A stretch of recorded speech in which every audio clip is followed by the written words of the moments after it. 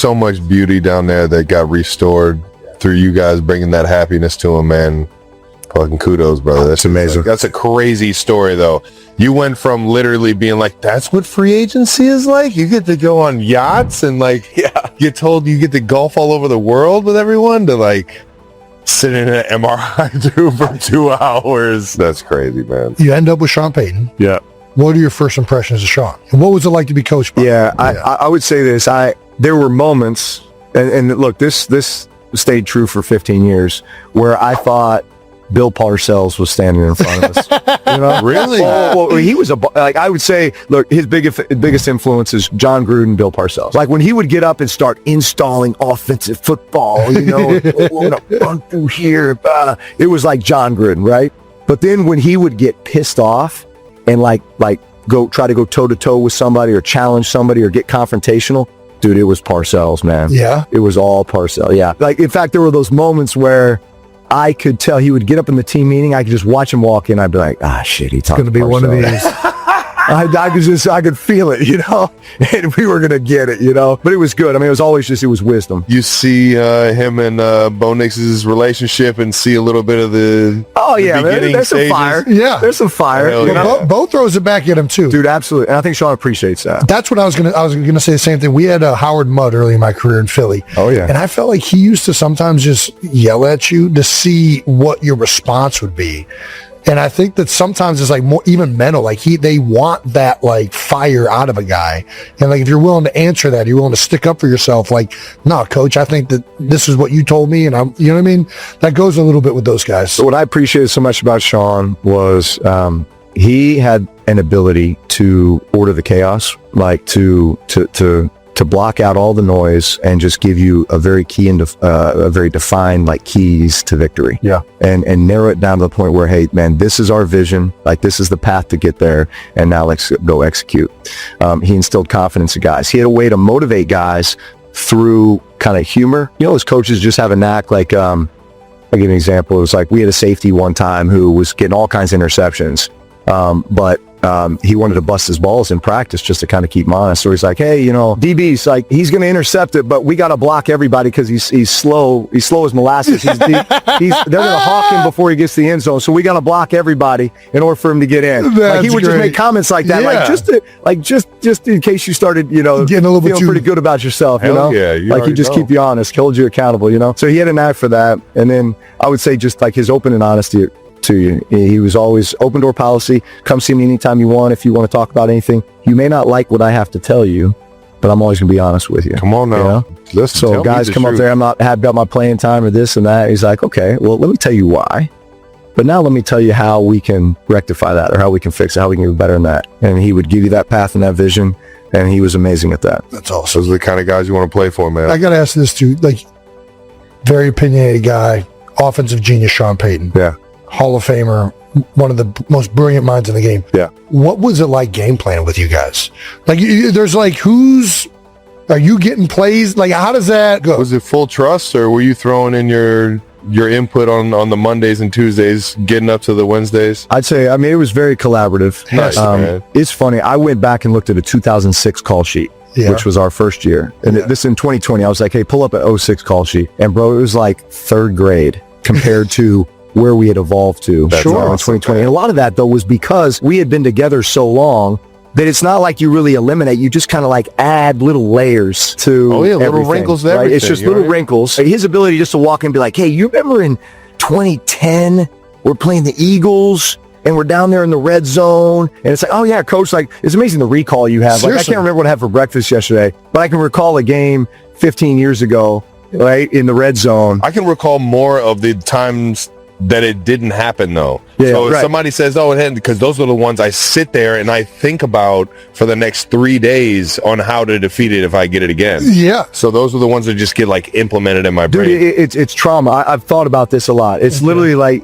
you have these traumatic experiences on game day because it's either something that was like a disappointment that then just lingered and you just like hyper analyzed for the next week. Dude. Right? Or it was kind of like one of those like a bit of fear, and it was like some chemical reaction in your brain that just like seared it. Exactly. I'm getting seared it in your goosebumps right brain. now thinking about this. Yeah, seriously. Yeah, for sure. But- Trauma. I liked it. No, Staring at the ceiling. Why didn't I go left? Why didn't I just outside release this? yeah. That was it. That's all I had to do. No, but you're right there. I wonder what it would be like as a young quarterback coming into a system though that was literally like a 15 years worth of, PhD work to get it to that point. Right. And then all of a sudden it's like kind of having to go back to, square one. Right. Because we did evolve so much and there was such a level of trust. Like it got to the point where I knew what he was going to call, when, how, why, right? That whole play caller's intent. I mean, we were just so much on the same page. That's awesome. And then the communications on the sideline were awesome. Like fourth down, you got to play. You like, hell yeah, coach, I got one. All right, let's go. That's awesome.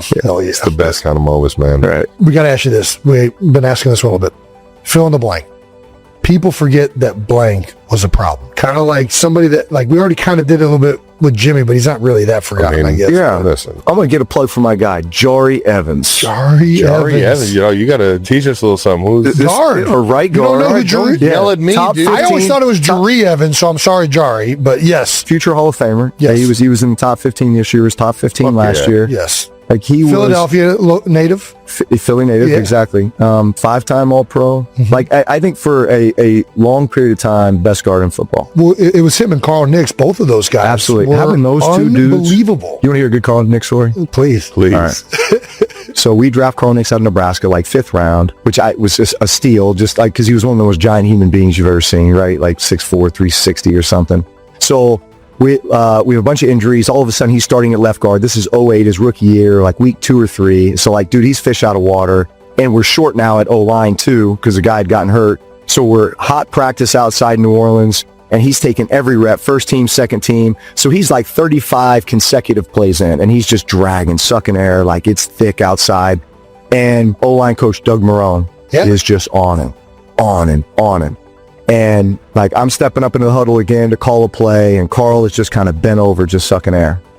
And Marrone, just to kind of make a point, he goes into the huddle to grab Nix to like, stand him up. And I don't know what came over me, but like I just have a rule that when I step in the huddle, it's my huddle. I want all eyes on me. I'm leading this. Yeah. And so when Marrone stepped into the huddle, I didn't even think about it. I just reacted. I grabbed Doug Marrone and I threw him out of the huddle. Oh my gosh. And I said, I got him. Yeah. And I looked at Nix and I was going to kind of help him up and be like, come on, big fella, let's go, 10 more plays, whatever. Yeah. And Nix just kind of stood up, like bowed his chest down. He looked at me. He's like, man, nobody's ever going to touch you.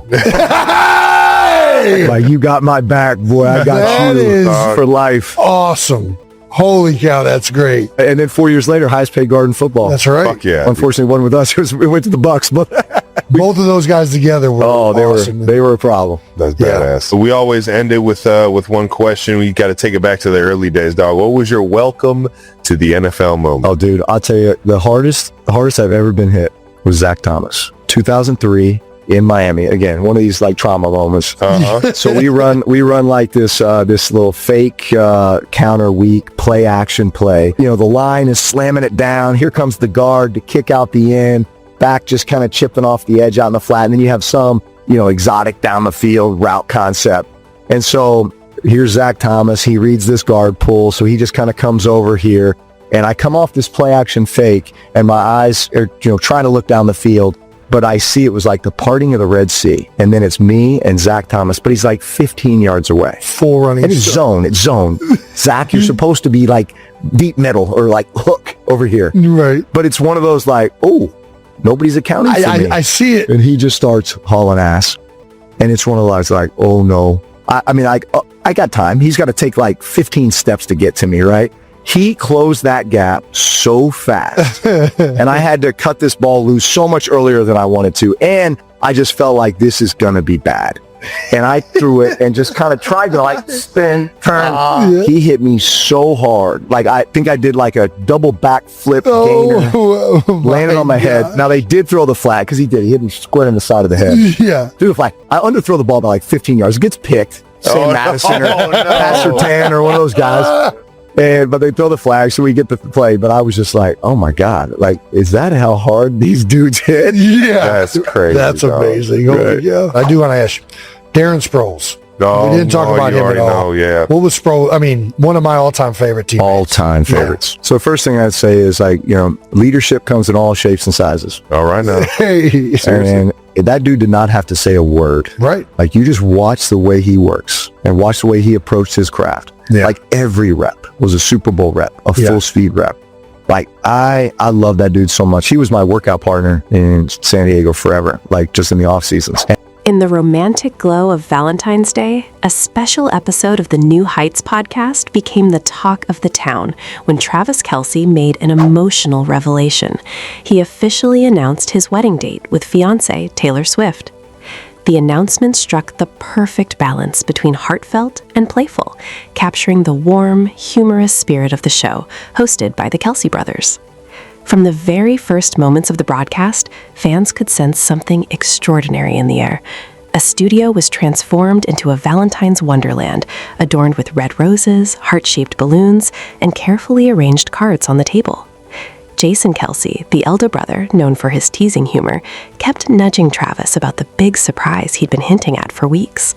After sharing behind-the-scenes NFL stories, Jason suddenly leaned in with a grin. "So, is there anything special you want to share with everyone this Valentine's Day?" A hush fell over the studio. Travis paused, took a deep breath, and smiled. "There are things we keep private," he said, "but there are also moments of joy too big not to share." And with that, hearts melted. Travis officially confirmed that he and Taylor will tie the knot this summer in an intimate ceremony surrounded by family and close friends. "We chose a day that's meaningful to both of us," he shared. "A day connected to the anniversary when we realized we wanted to walk together to the end of the road." While the couple is keeping the exact location under wraps, Travis promised a cozy celebration, blending music, family, and love. A day not just for them, but for everyone who has supported them along the way. Jason couldn't hold back, standing to embrace his brother as the crew erupted in applause. "I've never seen you this happy," he said, his voice thick with emotion. From the early days of their high-profile relationship to this magical engagement, Travis and Taylor's love story has captivated the world. And now, fans have another milestone to celebrate, their upcoming wedding.